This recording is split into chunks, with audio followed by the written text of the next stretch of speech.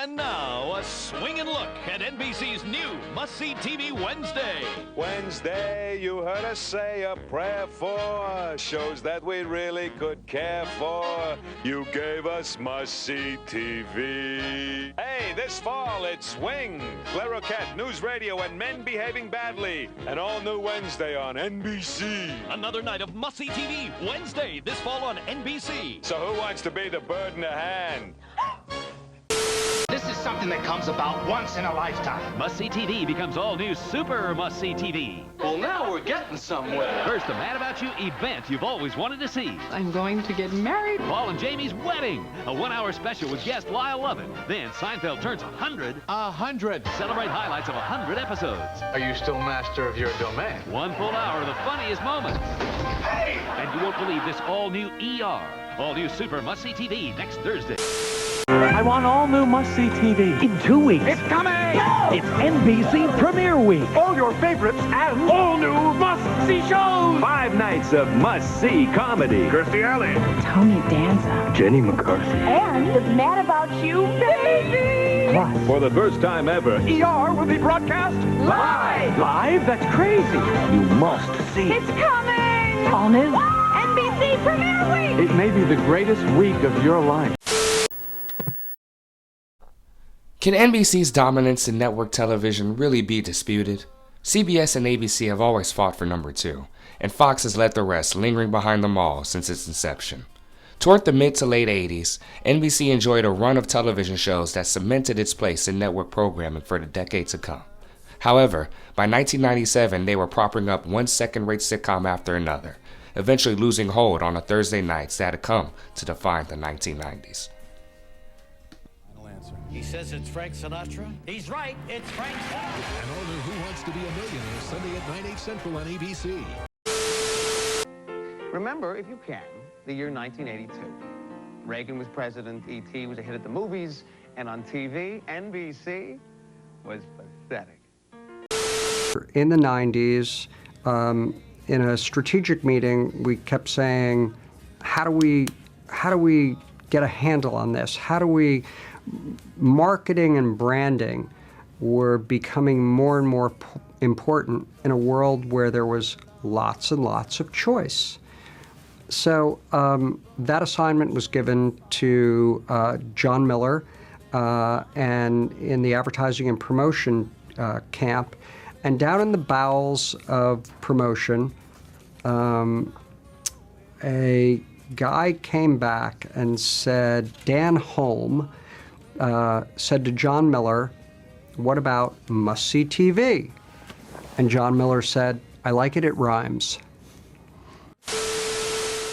During the late 70s, NBC was third in a 3-network race. There was no Fox, UPN, or WB, and cable was a growing force, but not yet the competitor it would eventually become.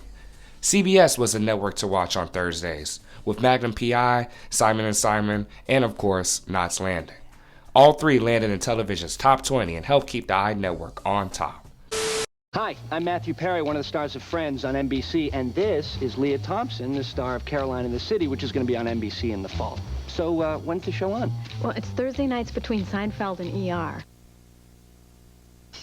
That's when Friends is on. I thought the show was doing really well, and I was kind of counting on a job. You know, I bought a couch. Oh, Matthew, they didn't cancel your show. It's a giant hit. They just moved it to 8 o'clock. Oh. So I can keep the couch. And maybe get some matching towels. Beginning in 1981, NBC President Grant Tinker and head programmer Brandon Tarketoff revamped the network's Thursday lineup with shows such as Hill Street Blues, Cheers, and Fame. 3 years later came The Cosby Show, Family Ties, and Night Court. By 1992, NBC had a steady lineup consisting of The Cosby Show, A Different World, Cheers, and LA Law. But the post-Cheers slot at 9:30 became a revolving door for several sitcoms. An American version of the British comedy Dear John, a comic soap opera from Cosby Show producers called Grand, and finally, Wings. You're watching Friends on NBC. On an all-new ER, a family crisis and a surprising affair. But one doctor may walk away from it all. It's an all-new day in the ER, NBC tonight. NBC had 4 strong anchor shows leading into the latter half of the 90s. Unfortunately, they had their fair share of failures as well. NBC had launched a bevy of sitcoms from 1993 to 2000 under the must-see TV banner. Many of them were vehicles for other TV stars, such as Jessie, starring a post-Married with Children Christina Applegate, or Daddy-O, starring Michael Chiklis after his 5-year stint as the commish. Some of them were other shows from already successful producers, such as Veronica's Closet, created by Friends producers David Crane and Marta Kaufman, also starring a post-Cheers Kirstie Alley, or Boston Common, created by David Cohan and Matt Muchnick, the minds responsible for Will and Grace. And through the 90s, that's how Thursday night was marketed. And ultimately the network. Yes, the Thursday night was the cornerstone of must-see TV. We extended the brand successfully onto Tuesday night when we moved Frasier to Tuesday. And that worked as well. It wasn't the same as Thursday, but Thursday night was massively, massively successful in the 90s. It's what made our network. On a Thursday night in the mid-90s, up to 75 million Americans, which was 1/3 of the country at the time, would watch at least some of must-see TV. We were moved to Tuesday night, which was good. We were with Frasier, so it was like the second best time slot. We felt like we had been allowed to be in this, the Cool Kids group. Suddenly Susan was the #3 show on TV in its first season, but it was moved in the summer of '97. Once we went to Monday, it was, just hitting the bottle, a lot of loneliness, and watching Oprah reruns. The show ran for 3 more seasons on 2 different nights. I got an education pretty quickly about nights of the week. Madman of the People, Pursuit of Happiness, Minor Adjustments, The Martin Short Show, Conrad Bloom, Hope and Gloria, Stark Raving Mad, the list goes on. Critics at the time called these programs walk the dog shows because many viewers tuned out, took care of other business for about 30 minutes, then returned to NBC for the good stuff. Most of these series moved to other nights, but few lasted longer than 2 or 3 seasons. The most successful being Suddenly Susan, Dear John starring Judd Hirsch, The John Larroquette Show, and Caroline in the City, which all went for 4 seasons. Like Thursday's must see, Tuesday is like must not see. Don't watch this. Whatever you do, don't watch it. It's must find TV. Remember a couple summers ago when everybody got married? Yes. You didn't. The Single Guy was a top 10 show for 2 seasons, but with a huge lead-in from Friends, any drop in viewership was glaring. The Single Guy is moving to NBC Wednesdays. What happened? Why are they sending us to Siberia?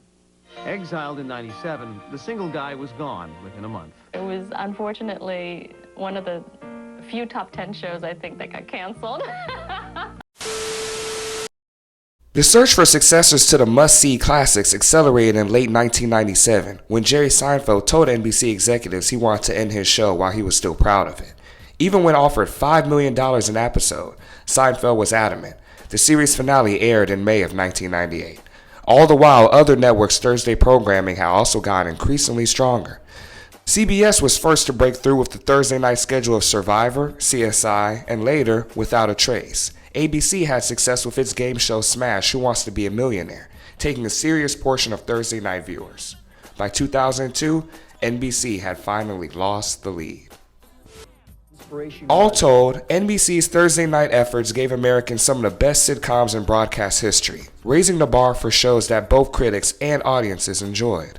And, although the shows that followed may not have been as memorable, TV fans truly owe the Peacock Network for nearly 2 decades of fine entertainment, centered around Thursday nights. Creative meeting, nobody had come up with anything, and some guy in the back of the room said, well, how about must-see TV?